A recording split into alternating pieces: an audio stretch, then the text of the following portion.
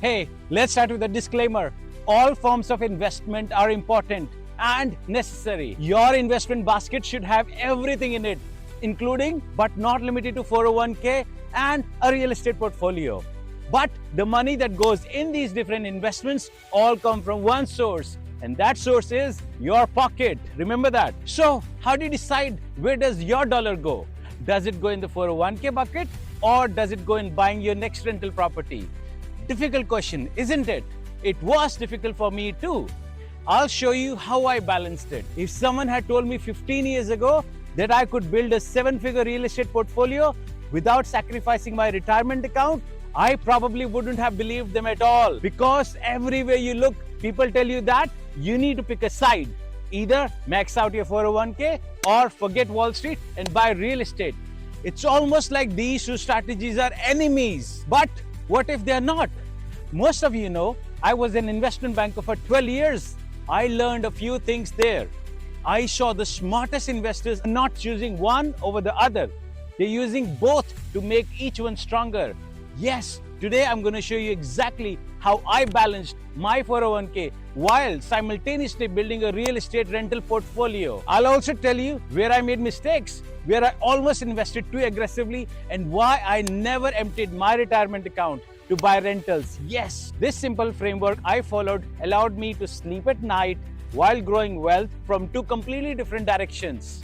Because near the end of this video, I'll show you the biggest mistakes I see youngsters, young investors making today. One that can delay retirement by years.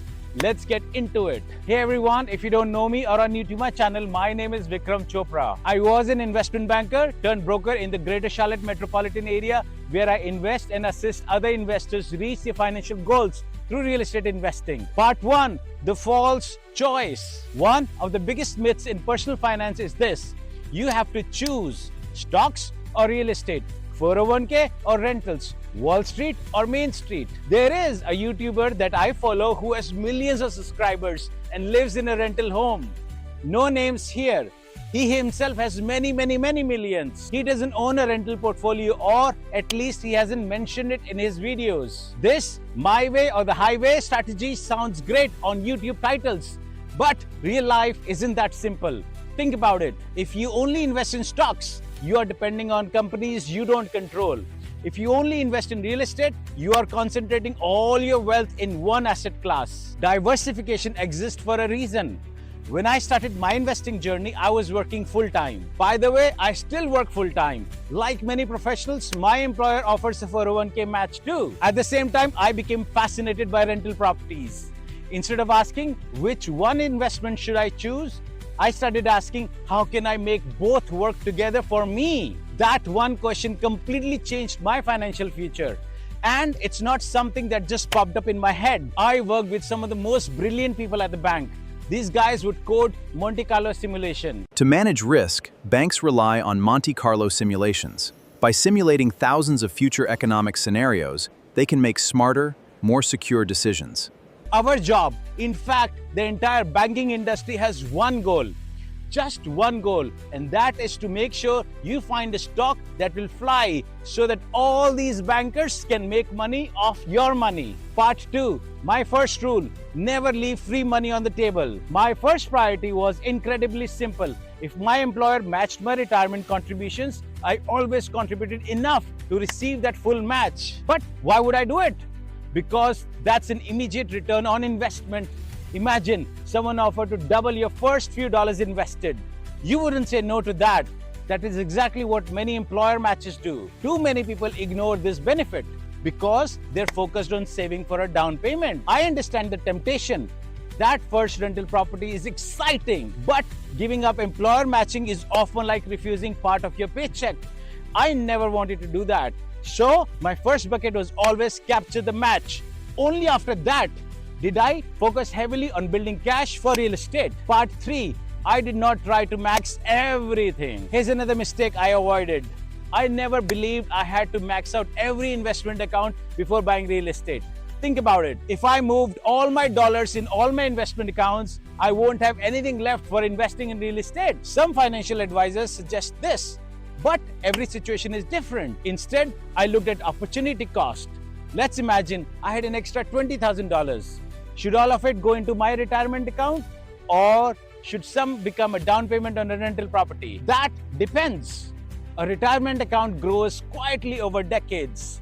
A rental property can potentially generate monthly cash flow, loan pay down, appreciation, tax advantages, and leverage. Sometimes one rental property can accelerate wealth much faster than waiting decades for retirement. But that doesn't mean retirement investing is bad. It means every dollar has a job.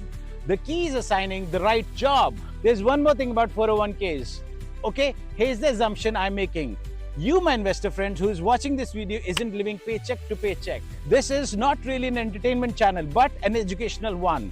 You probably make a decent amount of money. By decent, I mean you and your family income is over $150,000 every year. By the time you're ready to retire, you'll have enough money coming in from various different investments of yours. You might be in the higher tax bracket too. So what I did, and what I strongly recommend all my friends to do, is convert the regular 401ks to Roth 401ks. Any money that grows in your Roth 401k will be tax exempted when you take some out then. Now here's where most people get this wrong.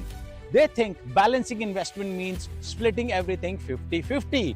That is not what I did. And in the next section, I'll show you how my allocation changed depending on where I was in life. By the way, if you're a beginner or an investor and are looking for guidance on how to get started in real estate investing, feel free to book a 20-minute free phone call with me. Link below in the description. Part 4. Different seasons require different priorities. There isn't one perfect investing formula. Your priorities should evolve. When I was building my first few properties, more cash naturally flowed towards real estate. Why? Because every acquisition created another income-producing asset. Each rental could help fund the next one. That created momentum. Later, as my portfolio became larger, I increased the retirement investing again. Why? Because the homes were producing enough cash flow that I could use that money for the upkeep. When I worked at the bank, every year we used to get a bonus. Bonus is like a drug. We all want it. Gives us that high. But that high is temporary. The misery with bonuses is that it's taxed at a higher rate.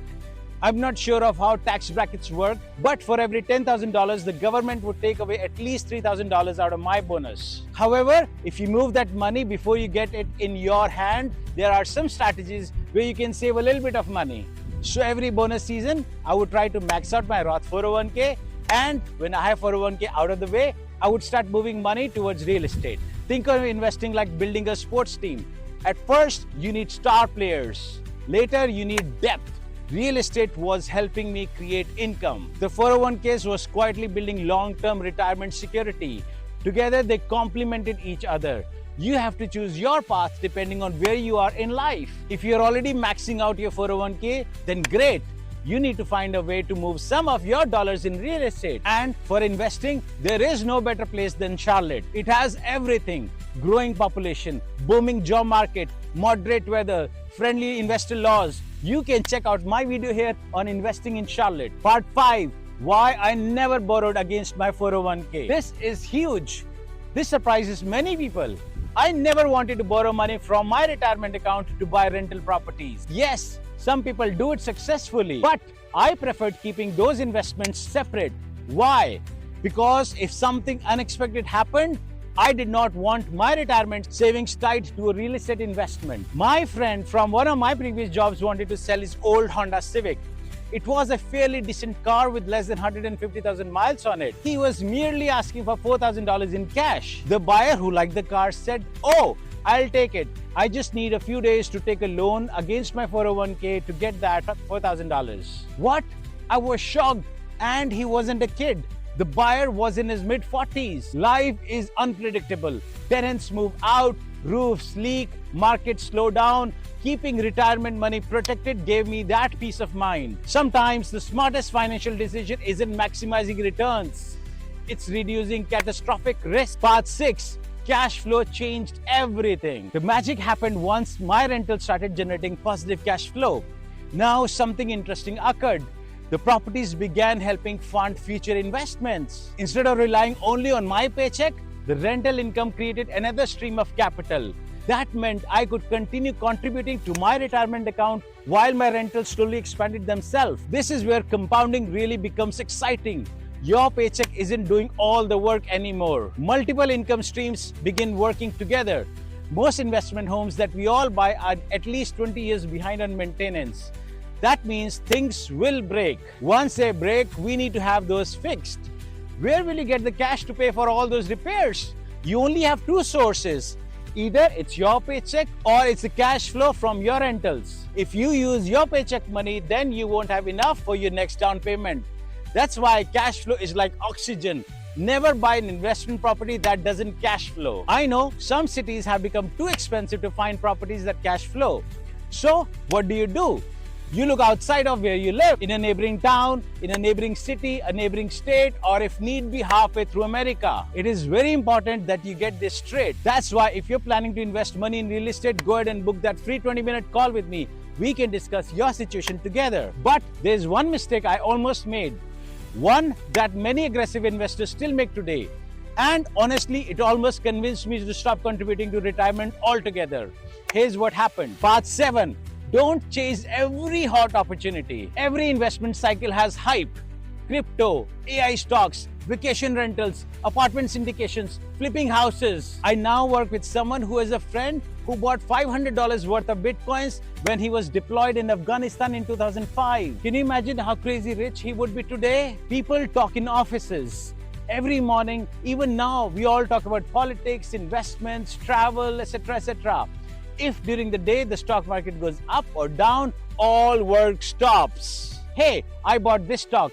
Hey, I sold this ETF. I bought this rental home. I became part of this syndicate, and now we are investing in EV plants. There is no shortage of chatter.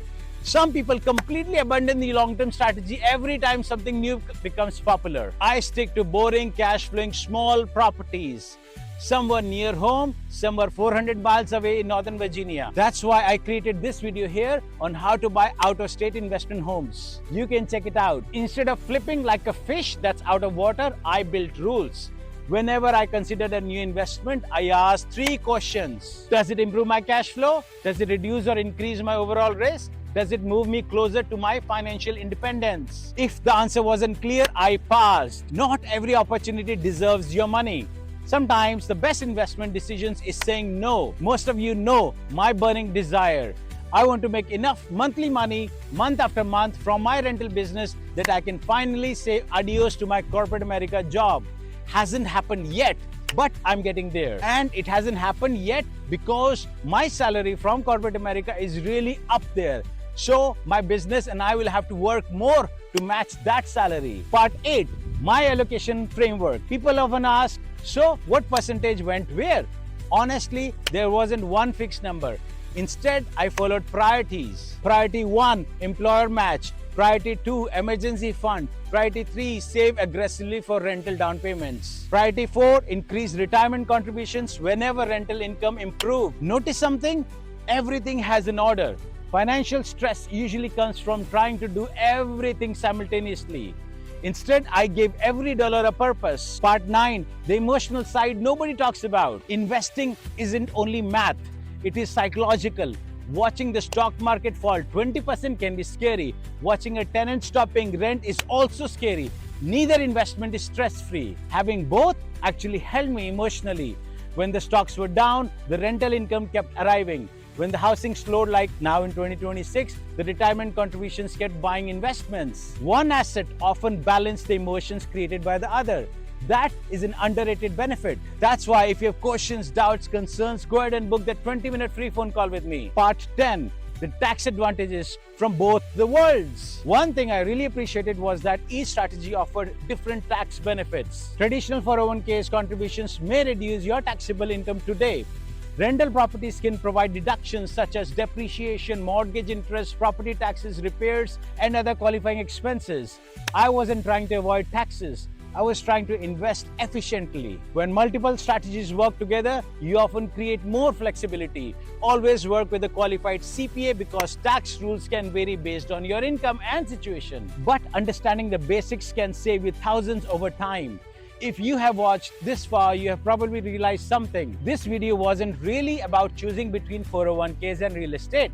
It was about creating multiple engines of wealth. One grows while you sleep, the other can eventually replace your paycheck. Together, they create something much more powerful than either could alone. And that, my friend, is called financial flexibility. Looking back, balancing my 401k with real estate investing wasn't complicated.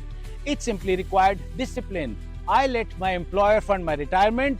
I let rental properties create income. I avoided taking unnecessary risks. I stayed consistent throughout the market cycles. And over time, those two strategies worked together instead of competing. If you're just starting your investing journey, remember this.